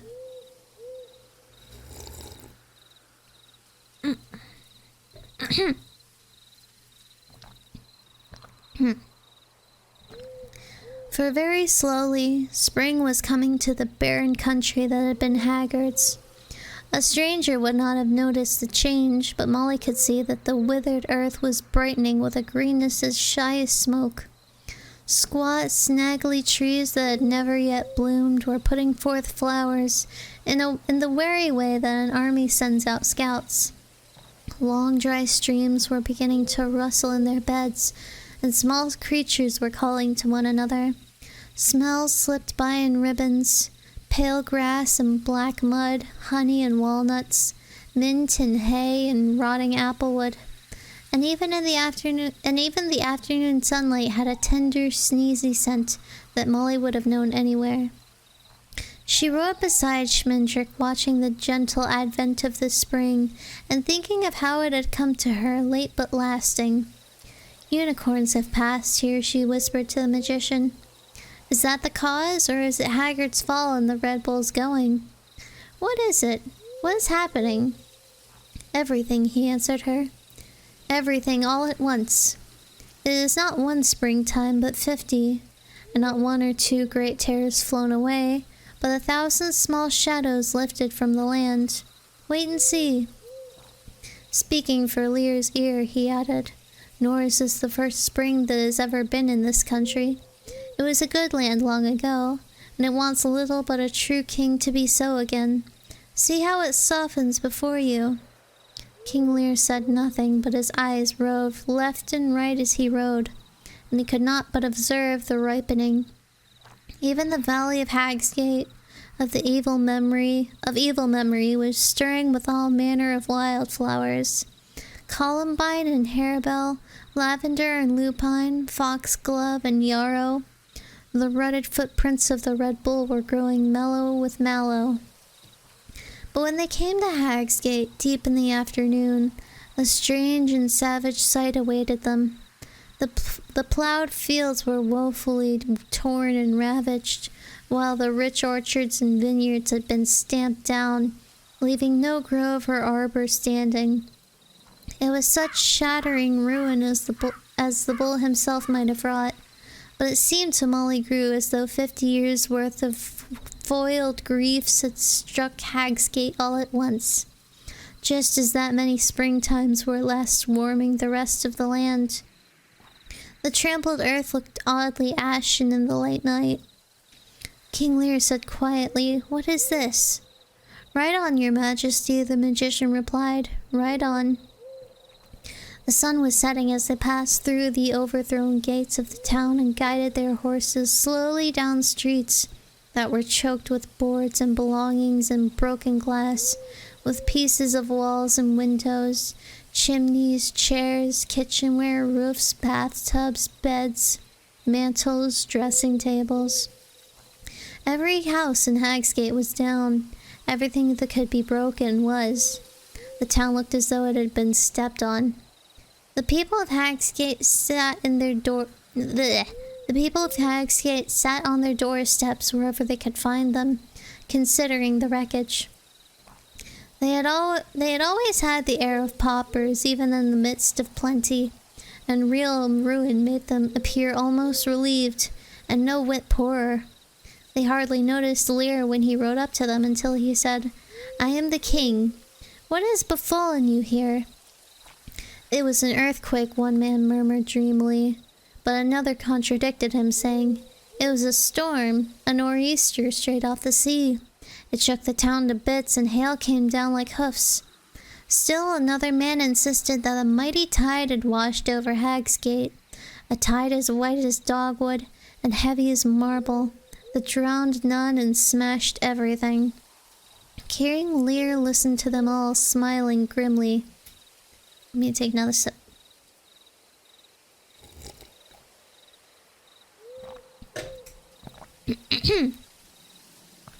"Listen," he said when they were done. "King Haggard is dead, and his castle is fallen. I am Lear, the son of Hagsgate, who was abandoned at birth in order to keep the witch's curse from coming true, and this from happening." He swept an arm around him at the burnt houses. "Wretched, silly people, the unicorns have returned. The unicorns that you saw the Red Bull hunting and pretended not to see. It was they who brought the castle down, and the town as well. But it is your greed and your fear that have destroyed you. The townsfolk sighed in resignation, but a middle-aged woman stepped forward and said with some spirit, "It all seems a bit unfair, my lord, begging your pardon. What could we have done to save the unicorns? We were afraid of the Red Bull. What could we have done?" "One word might have been enough," King Lear replied. "You'll never know now." He would have wheeled his horse and left them there, but a feeble, rupee voice called to him. "Lear, little Lear, my king, my child, my king." Molly and Schmendrick recognized the man who came shuffling up with his arms open, wheezing and limping as though he were older than he truly was. It was Drin. "Who are you?" the king demanded. "What do you want from me? Or what do you want of me?" Drin pawed at his stirrups, nuzzling his boots. "You don't know me, my boy? No, how should you? How should I deserve to have you know me? I am your father, your poor old overjoyed father. I am the one who left you in the marketplace on that winter night long ago, and handed you over to your heroic destiny. How wise I was, and how sad for so long, and how proud I am now. My boy, my little boy." He could not quite cry real tears, but his nose was running. Without a word, King Lear tugged at his horse's reins, backing him out of the crowd. Old Drin let his outstretched arms drop to his sides. "This is what it is to have children," he screeched. "Ungrateful son, will you desert your father in the hour of his distress, when a word from your pet wizard would set everything right again? Despise me if you will, but I have played my part in putting you where you are, and you dare not deny it. Villainy has its rights too." Still, the king would have turned away, but Schmendrick touched his arm and leaned near. "It's true, you know," he whispered. "But for him, but for them all, the tale would have worked out quite another way. And who can say that the ending would have been even as happy as this? You must be their king, and you must rule them as kindly as you would a braver and more faithful folk, for they are a part of your fate." Then Lear lifted his hand to the people of Hag's Gate, and they pushed and elbowed one another for silence. He said, "I must ride with my friends and keep them company for a way, but I will leave my men-at-arms here, and they will help you begin to build your town again. When I return in a little time, I will also help. I will not begin to build my new castle until I see Hag's Gate standing once more." They complained bitterly that Schmendrick could do it all in a moment by means of his magic. But he answered them, "I could not, even if I would. There are laws that govern the wizard's art, as laws command the seasons and the sea. Magic made you wealthy once, when all others in the land were poor. But your days of prosperity are ended, and now you must start over. What was wasteland in Haggard's time shall grow green and generous again. The Hag's Gate will yield a living exactly as miserly as the hearts that dwell there. You may plant your acres again, and raise up your fallen orchards and vineyards, but they will never flourish as they used to, never, until you learn to take joy in them for no reason." He gazed on the silent townsfolk with no anger in his glance, but only pity. "If I were you, I would have children," he said. And then to King Lear, "How says your majesty? Shall we sleep here tonight and be on our way at dawn?" But the king turned and rode away out of ruined Hag's Gate as fast as he could spur. It was long before Molly and the magician came up with him, and longer still before they lay down to sleep. For many days they journeyed through King Lear's domain, and each day they knew it less and delighted in it more. The spring ran on before them as swiftly as fire, clothing all that was naked and opening everything that had long ago shut up tight, touching the earth as the unicorn had touched Lear. Every sort of animal, from bears to black beetles, came sporting or shambling or scurrying along their way. and the high sky that had been as sandy and arid as the soil itself now blossomed with birds, swirling so thickly that it seemed like sunset most of the day. Let me diagnose it.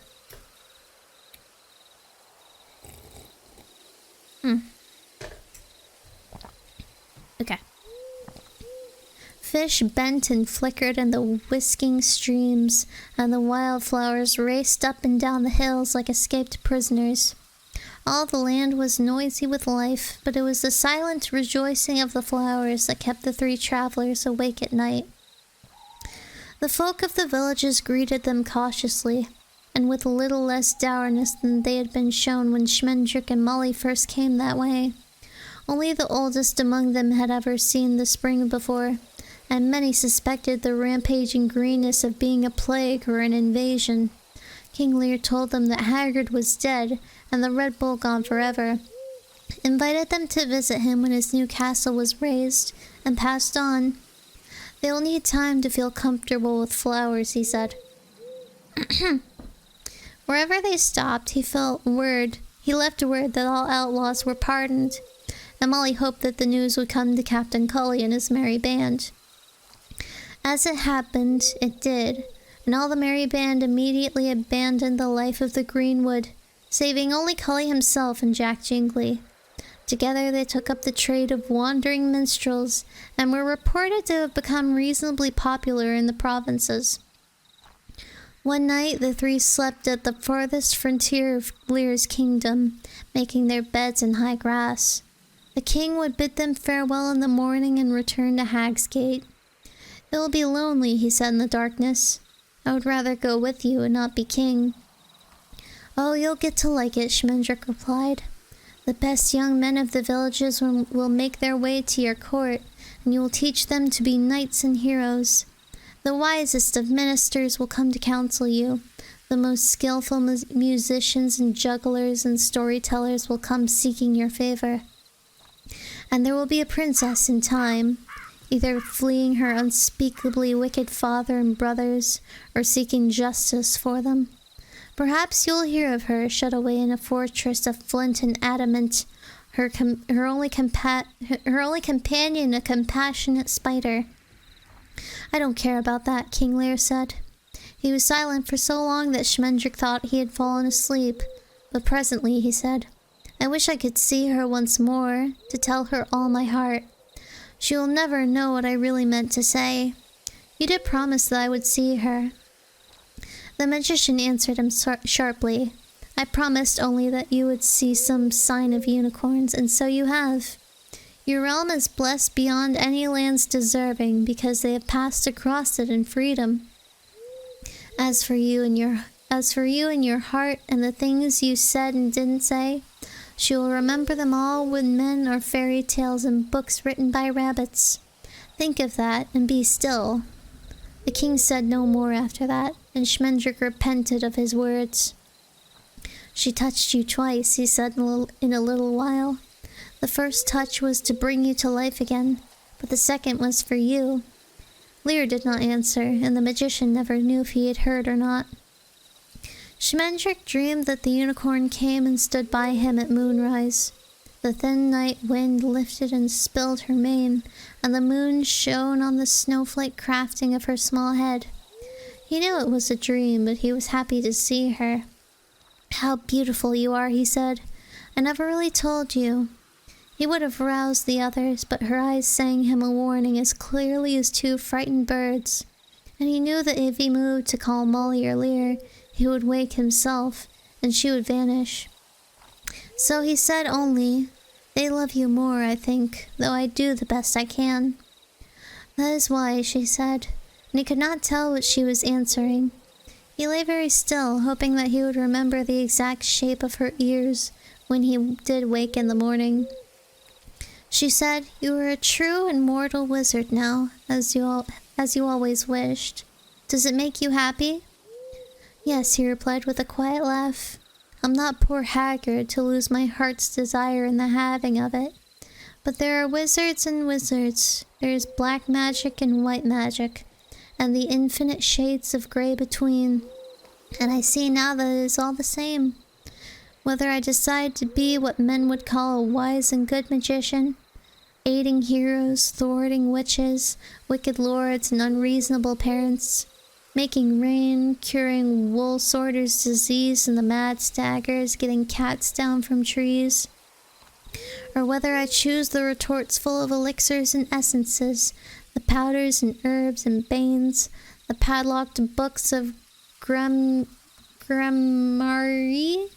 bound in skins better left unnamed, the muddy mist darkening in the chamber and the sweet voice lisping therein.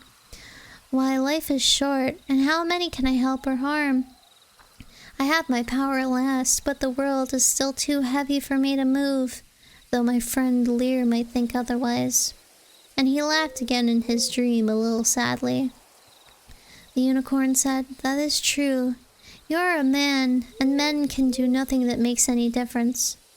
But her voice was strangely slow and burdened. She asked, "Which will you choose?" The magician laughed for a third time. "Oh, it will be the kind magic, undoubtedly, because you would like it more. I do not think that I will ever see you again, but I will try to do what would please you if you knew. And you, where will you be for the rest of my life? I thought you would have gone home to your forest by now." She turned a little away from him, and the sudden starlight of her shoulders made all his talk of magic taste like sand in his throat. Moths and midges and other night insects too small to be anything in particular came and danced slowly around her bright horn, and this did not make her appear foolish, but the most wise and lovely as they celebrated her. Molly's cat rubbed in and out between her forefeet.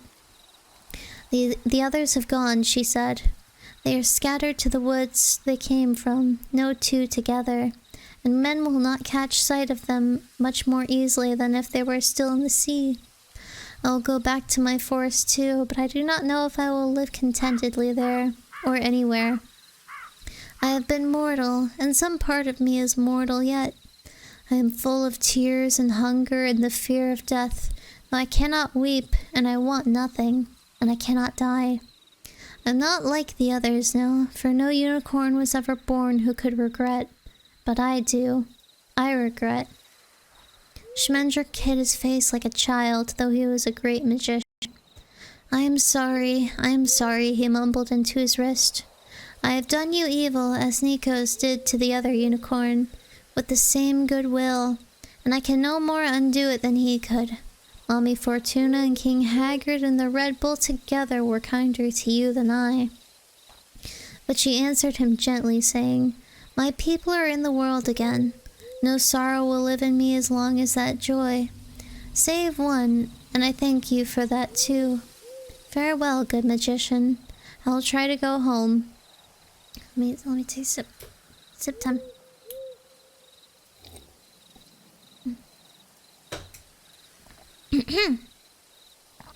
She made no sound when she left him, but he was awake, and the crook-eared cat was meowing loathsomely.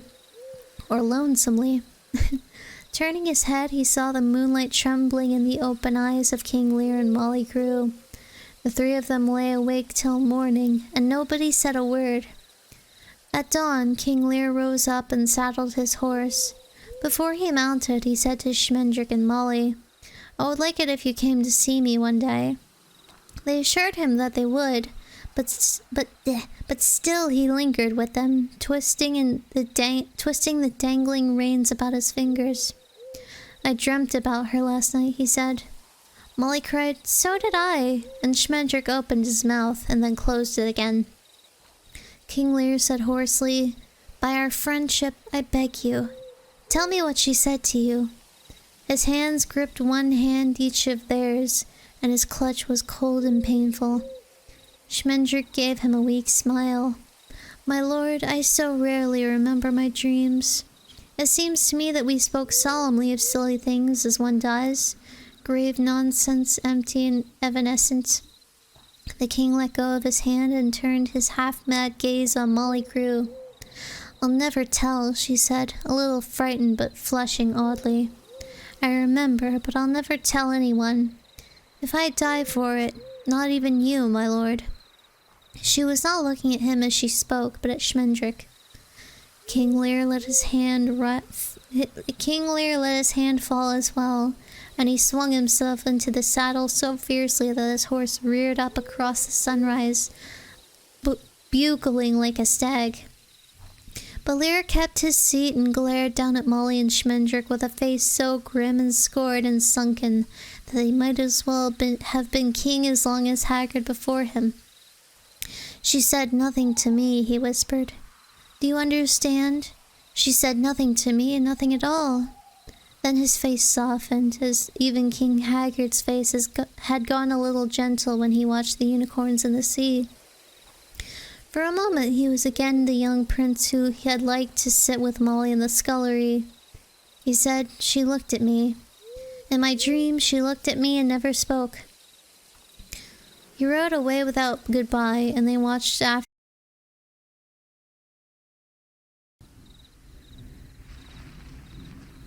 Oh, now it's gonna give me grief. Now it's gonna give me a lot of fucking grief. I see how it is. Okay. We can just sit here.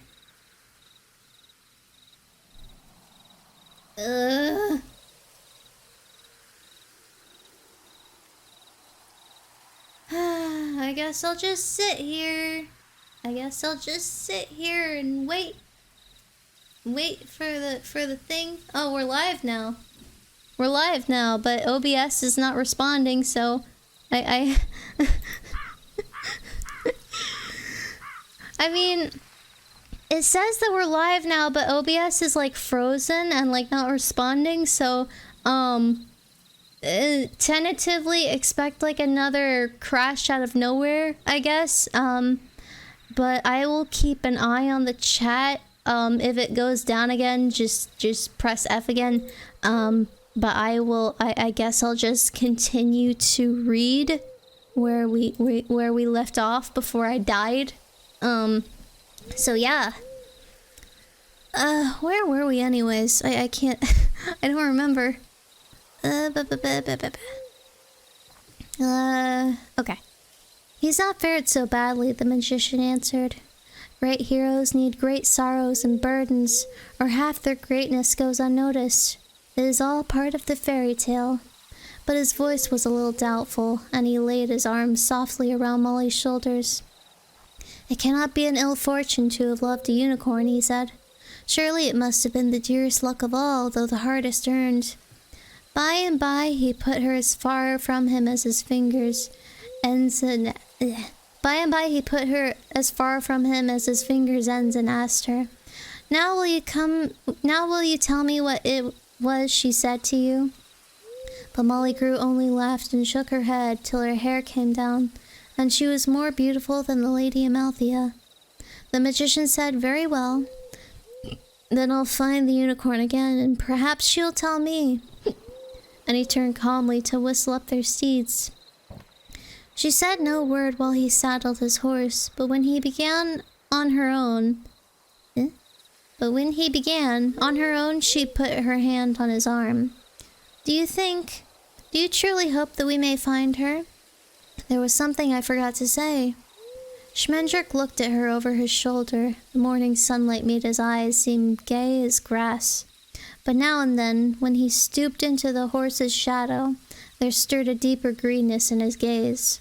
The green of pine needles that has a faint, cool bitterness about it. He said, I fear it, for her sake.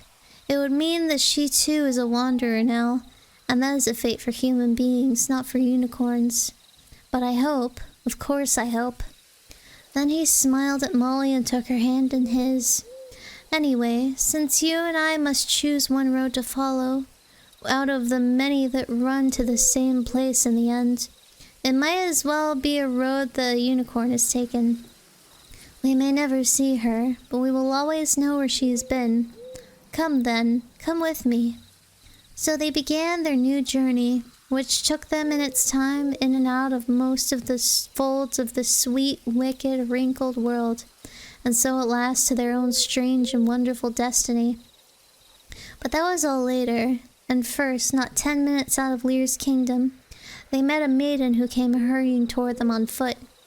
Her dress was torn and smirched, but the richness of its making was still plain to see. And though her hair was tumbled and brambled, her arms scratched, and her fair face dirty, there was no mistaking her for anyone but a princess in woeful distress. Schmendrick lighted down to support her, and she clutched him with both hands as though he were a grapefruit hull. "A rescue," she cried to him. "A rescue, oh succour! And ye be a man of mettle and sympathy. Aid me now. I hight the Princess Alison Jocelyn, daughter to good King Giles, and him foully murdered by his brother, the bloody Duke Wolf, who hath ta'en my 3 brothers, the Princes Corin, Colin, and Galvin, and cast them into a fell prison as hostages, that I will wed with his fat son, the Lord Dudley. But I bribed the sentinel and sopped the dogs." But Schmendrick the magician raised his hand, and she fell silent, staring up at him in wonder out of wide lilac eyes. "Fair princess," he said gravely to her, "the man you want just went that way."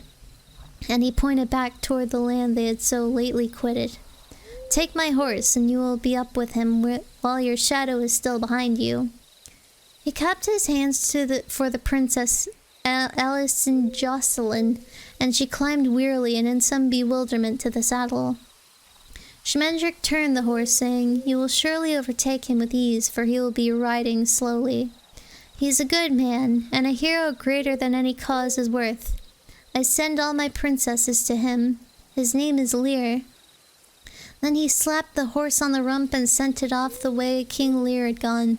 And then he laughed for so long that he was too weak to get up behind Molly, and had to walk beside her horse for a while.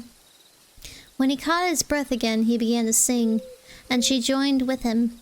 And this is what they sang as they went away together, out of this story and into another. "I am no king, and I am no lord, and I am no soldier at arms," said he. "I am none but a harper, and a very poor harper, that am come hither to wed with ye. If you were a lord, you should be my lord, and the same if you were a thief," said she. "And if you are a harper, you shall be my harper, for it makes no matter to me, for it makes no matter to me. But what if it prove that I am no harper, that I lied for your love most monstrously? Why, then I'll teach you to play and sing, for I dearly love a good harp," said she. And that's the end. I'm pretty sure, like... I mean... on one hand, I think... I'm not sure if, like, my stuff is gonna work in OBS because it's, like, still not responding. But for all intents and purposes, it seems like I'm still live, but, yeah, that's that's the end of the story. Finally. We probably wouldn't have made it to the 2-hour mark if not for that, like, that interruption, though, for whatever reason. I really do think it's the hard drive that's causing a lot of these problems. The external hard drive I have. I actually was supposed to get a new one in the mail today, but I hadn't seen it, like, on my doorstep when I last looked. Let me just check. It says it was delivered today, but I guess it's just, like, waiting for me out there. So I can't wait to take this old hard drive and throw it in the trash and replace it with a better one that's, like, new.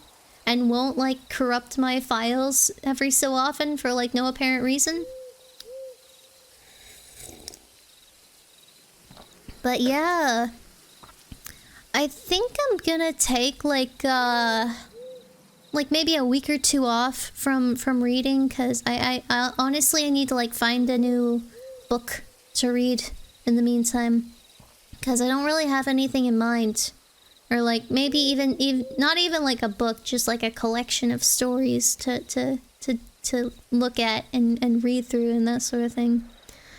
But yeah, wait, did that? Oh, is that did it stop? Oh no, it's not stopped. It just like gave me a fucking warning about like it gave me a warning about the the VOD being deleted because I exited out of OBS last time, which I already knew about. This is the most scuff stream ever. Most scuff stream in like a while. But you know, we have a little bit of fun with it.